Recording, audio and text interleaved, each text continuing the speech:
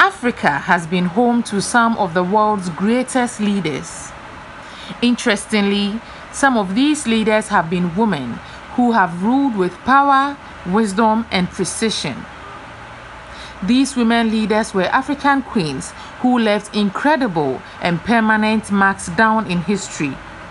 They displayed so much wisdom, perseverance, leadership, and integrity, and left an impact long after their demise. In this video, we bring to you one of the most powerful queens in ancient Africa, Queen Ranavalona I.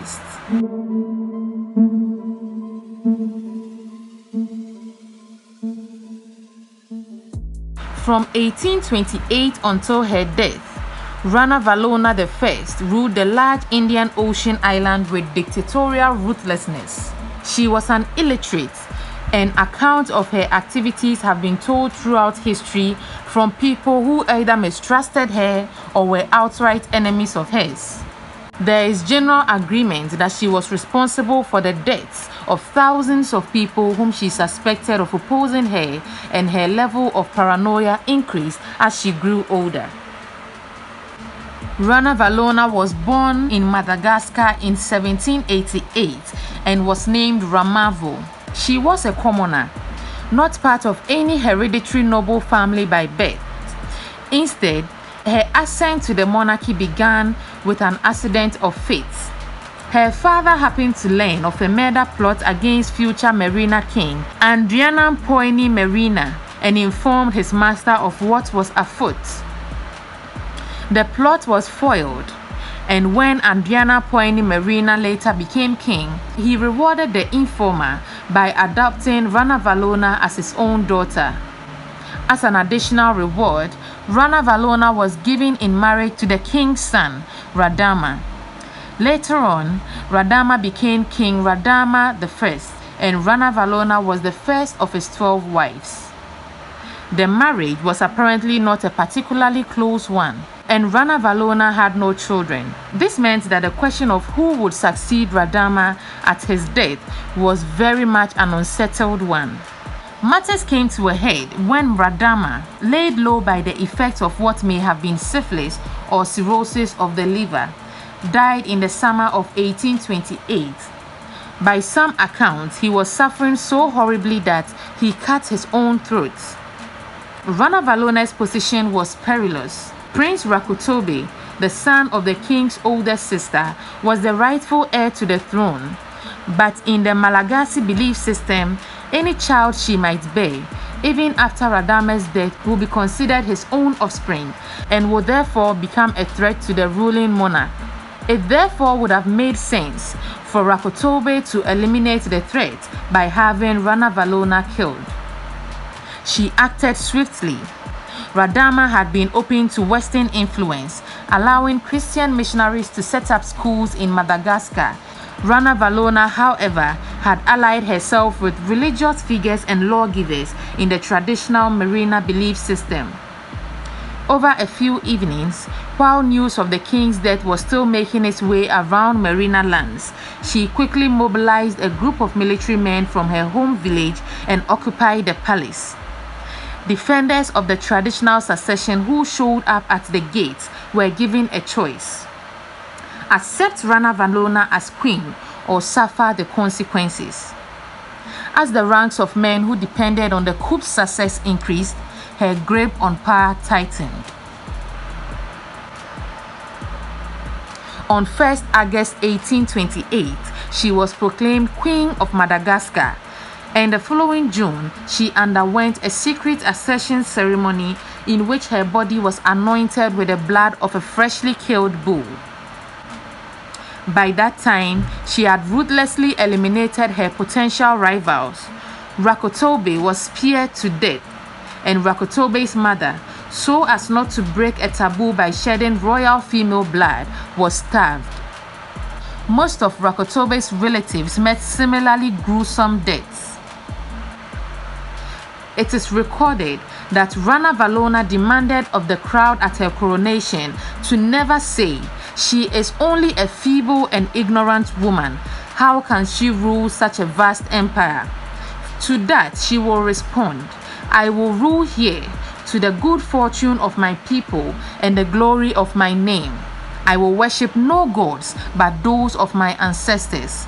The ocean shall be the boundary of my realm, and I will not cede to the thickness of one hair of my realm.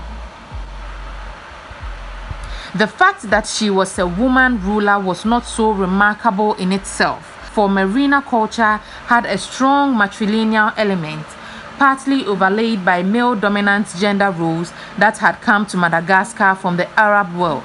But the speed with which Ranavalona moved to consolidate her rule was remarkable. She rapidly undid most of Radama's reforms and terminated trade agreements with English and French representatives, repelling a resultant attack by a French naval force, thanks partly to a fortuitous attack of malaria that struck the invaders. Merina society was restored to its traditional structure, and those who were suspected of resistance were given an age-old loyalty test called tangena. The tangena was a poisonous nut that caused the eater to vomit. Suspects were forced to eat 3 pieces of chicken skin and had to vomit all 3 of them to show their innocence. More serious accusations were met with torture by progressive amputation. One unfortunate person mandated to undergo the tangena was a high-ranking military official and a former lover of Ranavalona named Adriana Mihaja. He may have been the father of a son born to Ranavalona in the early years of her reign. It is unclear exactly when, but she turned against him after he was linked romantically with another woman. Adriana Mihaja refused the test and was speared in the throat, as he coolly directed his executioner as to where the spear should enter his body. Tribes other than the Merina, living in different parts of Madagascar, suffered under her rule, as her troops were given free rein to make annual pillaging trips to their defeated villages. Christian missionaries from Europe also felt Ranavalona's power in the form of a series of restrictions on their activities. At first, however, Ranavalona was wary of confrontation with the missionaries. She could not hope to prevail in a direct conflict with European powers, and she needed income that their cottage industries generated. Christianity, today practiced by about half of Madagascar's inhabitants, continued to grow in influence as the missionaries set up European schools and compiled a Malagasy English dictionary. That situation changed after Ranavalona made a shrewd decision to allow an European into her inner circle, a young French fortune hunter named Jean Laborde, who had swum ashore after a shipwreck in 1831. Laborde and Ranavalona had a romantic as well as a political relationship. He has also been proposed as the father of her son, Rakoto, the future King Radama II. More important was Laborde's breadth of practical knowledge. An ingenious man with a broad grasp of metallurgy, munitions, and engineering. He directed the construction of a new factory town called Mantasau, some miles from the capital of Antananarivo. There, he supervised the manufacture of not only guns and gunpowder for Ranavalona's army, but also of soap, silks, ceramics, and other items for which the kingdom previously had to trade. He also directed construction of an elaborate palace for Ranavalona on a hill above Antananarivo, which was destroyed by fire in 1995. Ranavalona was now prosperous as well as powerful, and French forces, distracted by political upheaval at home in the 1830s, had completely given her attempts to establish a foothold in the country. She was regarded by the Malagasy people as a ruler favored by powerful gods, and now she turned her attention to the last vestige of European influence, the Christian Church. The teaching of Christianity in mission schools were restricted, then banned, and missionaries began to leave the island or go underground. In the mid-1830s, a series of murders of Christians began with an especially notorious incident. the 1836 martyrdom of 14 Christians who had resisted orders to give up their religion. When it came to the economic and political matters, Ranavalona was the worst implacable foe. A combined French and English attack on Madagascar in 1849 failed miserably as European sailors were surprised by a false-fronted native fort that concealed a much more substantial structure. A struggle between French and English troops over the temporarily captured Malagasy flag also contributed to Ranavalona's victory. A set of 21 European scows were mounted on poles and placed along the shoreline to discourage future invasions. This event forever cemented Ranavalona's belief in her own divinely ordained power, and in the later years of her reign, her actions apparently became more and more capricious and violent. In 1845, she ordered a buffalo hunt, requiring attendance from all the nobles of her court. Each courtier had to bring along a full retinue of underlings and slaves, and the expedition grew to an unwieldy crowd of some 50,000 people. Ranavalona commanded that a road be built as the group proceeded in order to smooth her progress. The expedition devolved into a disaster as it went on, for it had departed with little advanced planning. There were no food supplies for the workers other than what they could extract from villages along the way, and even noblemen were forced to pay exorbitant prices for rice. As road builders fell ill and died, they were replaced by fresh recruits. The royal road was littered with corpses, most of which were not even buried but simply thrown into some convenient ditch or under a nearby bush. In total, 10,000 men, women and children are said to have perished during the 16 weeks of the Queen's hunt. In all this time, there is no record of a single buffalo being shot.